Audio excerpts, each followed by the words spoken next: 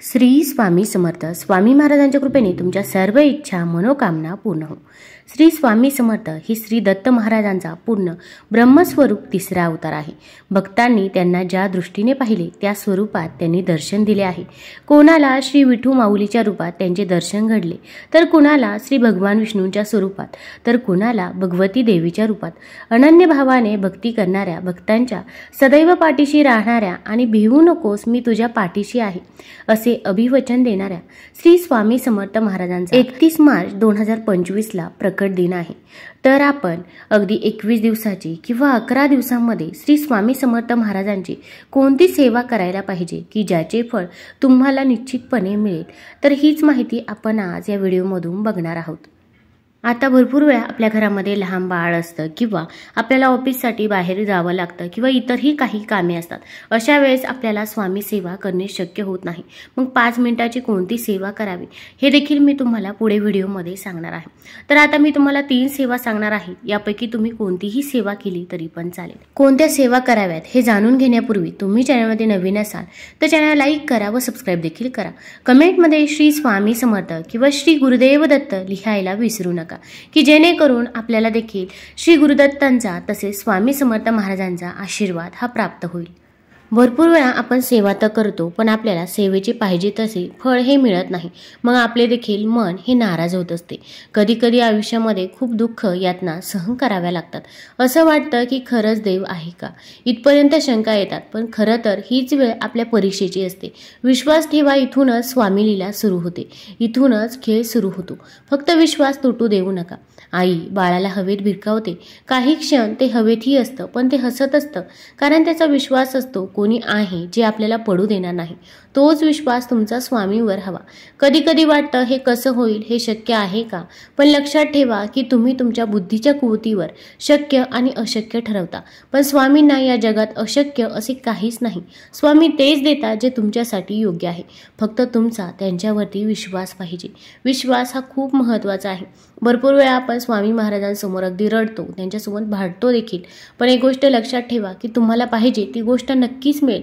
कदाचित ती गोष्ट तुमच्यासाठी चांगली नसेल किंवा तुम्हाला त्यापेक्षाही जास्त काही द्यायचे असेल, त्यामुळे त्या गोष्टीसाठी उशीर होत असेल, पण ती गोष्ट तुम्हाला एक दिवस नक्कीच मिळेल.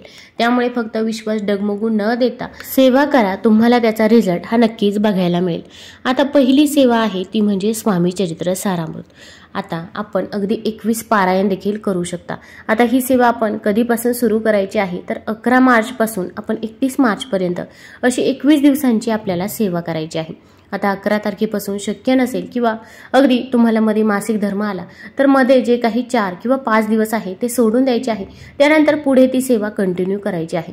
किंवा आपल्याला माहीत असेल की आपला मासिक धर्म येणार आहे तर त्या अगोदर अगदी 6 किंवा 7 तारखेपासूनच सेवेला सुरुवात केली तरी पण चालेल.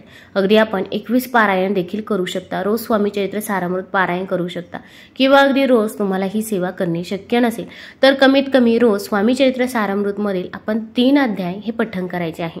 भूतकाळ, भविष्यकाळ आणि वर्तमान काळासाठी हे 3 अध्याय मानले जातात. यामुळे आपलं आयुष्य सुखकर होतं.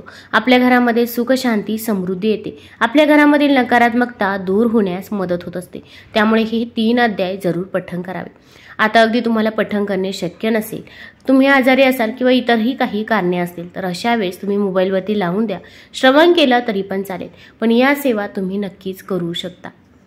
फक्त आपल्याला सेवेमध्ये खंड पडू द्यायचा नाही. फक्त मासिक धर्म असेल किंवा सुतक असेल तर त्यावेळेमध्ये बंद करायचं आहे. पण त्यानंतर परत ही सेवा आपण चालू करायची आहे. आता अगदी आपण श्रवण करत असाल तरी पण पहिल्यांदा देवघरामध्ये एक दिवा प्रज्वलित करायचा आहे आणि त्याच्यानंतर आपण श्रवण करायचं आहे. आपण जरी श्रवण केलं तरी पण स्वामी महाराजांचा आशीर्वाद हा आपल्याला प्राप्त होईल. फक्त आपण एक वेळ पकडायची आहे की मी सकाळी सेवा करणार आहे किंवा मी संध्याकाळी सेवा करणार आहे. फक्त दुपारी 12 ते 12:30ची जी वेळ आहे त्या वेळेमध्ये आपल्याला सेवा करायची नाही, कारण की ही वेळ दत्त महाराजांच्या भिक्षेची वेळ असते. मग ती वेळ सोडून आपण इतर कोणत्याही वेळेमध्ये ही सेवा करू शकता. फक्त मनापासून आणि श्रद्धेने करा. बघा तुम्हाला त्याचा रिझल्ट हा नक्कीच बघायला मिळेल. आता ही सेवा करण्यासाठी संकल्प करायचा आहे का, जर तुम्हाला वाटत असेल की संकल्प करावा तर संकल्प करून ही सेवा करू शकता. आणि संकल्प न करता जरी सेवा केली तरी पण स्वामी महाराज आपल्यासाठी जे योग्य आहे ते देणारच आहे. आता भरपूर जणांना वाटतं की नक्की ही सेवा केल्याने आपल्याला काय मिळेल मिळणार आहे. तर खरं तर पारायण काही मागण्यासाठी नाही, तर केवळ आपणास काय हवे होते हे आईकडे सांगणे म्हणजे त्या ईश्वरास प्रार्थना करणे होय. बाळाने कितीही हट्ट केला तरी त्याच्यासाठी काय योग्य ते फक्त आईलाच समजते. तसे भक्तासाठी काय योग्य ते तो ईश्वरच ठरवतो. आपण केवळ ते संकल्प रूपाने त्या ईश्वरासमोर मांडायचे, पण तेही नियमात राहून कासवाप्रमाणे सर्व अहंकार गर्व या सर्वांचा त्याग करून चित्तवृत्ती फक्त ईश्वराकडे वळणे म्हणजे पारायण. मग जेव्हा लहान मूल पोळी लाटतं पण आई कौतुकाने तो नकाशाही सुंदर म्हणते व त्या मुलास शबासकी देते, तसा ईश्वरही आपली दखल घेतोच. म्हणून करावे पारायण. सर्वात महत्त्वाचं म्हणजे घरातील वातावरण प्रसन्न व मंगलमय होते, शुद्ध होते, तसेच तुमच्या सर्व इच्छा देखील पूर्ण होतात. त्यामुळे आपण देखील 11 मार्चपासून 31 मार्चपर्यंत 21 दिवसाचे स्वामी चरित्र सारामृत पारायण नक्कीच करू शकता. त्यानंतर जी दुसरी सेवा आहे ती म्हणजे आपण रोज तारक मंत्राचे पठण करू शकता. आता या सेवेसाठी आपल्याला जास्त काही वेळ लागणार नाही. आपण रोज 11 वेळा तारक मंत्र म्हणायचा आहे. तारक मंत्र म्हणजे तो आपल्याला सर्व संकटांमधून मुक्त करत असतो. तसेच तारक मंत्र म्हटल्यामुळे आपल्या घरामधील नकारात्मकता देखील दूर होण्यास मदत होत असते. मग आपण एक तांब्या भरून पाणी घ्यायचं आहे, देवघरामध्ये दिवा प्रज्वलित करायचा आहे, तसेच अगरबत्ती देखील प्रज्वलित करायची आहे. आता त्या तांब्यावरती आपण आपला हात ठेवायचा आहे आणि आपल्याला 11 वेळा तारक मंत्र पठण करायचं आहे. तारक मंत्र पठण करून झाल्यानंतर जे काही पाणी आहे तर ते तांब्यामधील पाणी आपण ग्रहण करायचं आहे. आपल्या मुलांना देखील ग्रहण करायला द्यायचं आहे. यामुळे मुलांची अभ्यासामध्ये नोकरीमध्ये प्रगती होत असते. तसेच थोडंसं पाणी आपण आपल्या घरामध्ये शिंपडायचं आहे. बेडरूममध्ये किचनमध्ये हॉलमध्ये हे पाणी शिंपडावं. यामुळे आपल्या घरामधील नकारात्मकता ही दूर होत असते. तसेच आपल्या सर्व इच्छा मनोकामना देखील या सेवेने पूर्ण होत असतात. मग ही सेवा देखील तुम्ही नक्कीच करू शकता. अगदी सायंकाळी जरी ही सेवा केली तरी पण चालेल. तसेच आता तिसरी सेवा आहे ती म्हणजे नामस्मरण. आता नामस्मरण ही सर्वात सोपी सेवा आहे. नामस्मरण आपण अगदी स्वामी महाराजांसमोर बसून रोज तुम्ही 11 माळी जप करू शकता.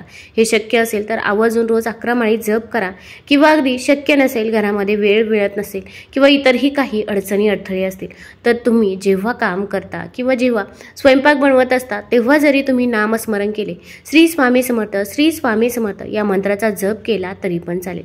तरी पण आपल्याला त्याचे अगणित फायदे हे बघायला मिळतील. फक्त एवढाच मंत्र रोज घरातील सर्वांनी जपल्यास जसा जसा जप वाढत जातो तसतशी परिस्थिती सुधारत जाते व 6 लाख झाल्यावर या जपाची प्रचिती येऊ लागते. या जपाने पैशांचे मार्ग तर मिळतातच, परंतु मुख्य म्हणजे संततीविषयीची चिंता मिटते व मुलांमध्ये सुधारणा दिसू लागते. इतकेच नव्हे तर पुढील घडणाऱ्या घटनांची आगाऊ सूचना मिळत राहते. सज्जनांचा सहवास घडतो, धार्मिक ग्रंथाचे वाचन घडत राहते, चेहऱ्यावर एक दैवी तेज दिसून येते. असा हा सहज सुलभ जप आपण सर्वांनी करावा अशी माझी प्रत्येकास नम्र विनंती आहे. या नावाचे मंत्राचे स्मरण कसेही केले तरी ते आपले काम करतेच. शेतात बी पेरतात तेव्हा त्याचे तोंड वरच्या बाजूला आहे की नाही हे बघितले जात नाही. बी शेतात पडते जेव्हा त्या तोंडातून मोड यायचा असतो ते तोंड कोणत्या तरी एका बाजूला खाली किंवा वरही असू शकेल, पण जेव्हा मोड बाहेर पडतो तेव्हा त्याची दिशा मुळात कोणत्याही बाजूला असली तरी तो वळण घेऊन जमिनीतून वरच येतो. तसेच नामस्मरण कसेही केले तरी नाम घेणाऱ्याची ते योग्य दिशेने प्रगती करून त्याला योग्य मार्गावर आणून सोडेल. म्हणून श्री स्वामी समर्थ या नाममंत्राचे सतत स्मरण करावे. तुम्हाला जर हा व्हिडिओ आवडला असेल तर मित्रमैत्रिणींसोबत जरूर शेअर करा, चॅनल लाईक करा, सबस्क्राईब करा, कमेंटमध्ये श्री स्वामी समर्थ जरूर लिहा. धन्यवाद.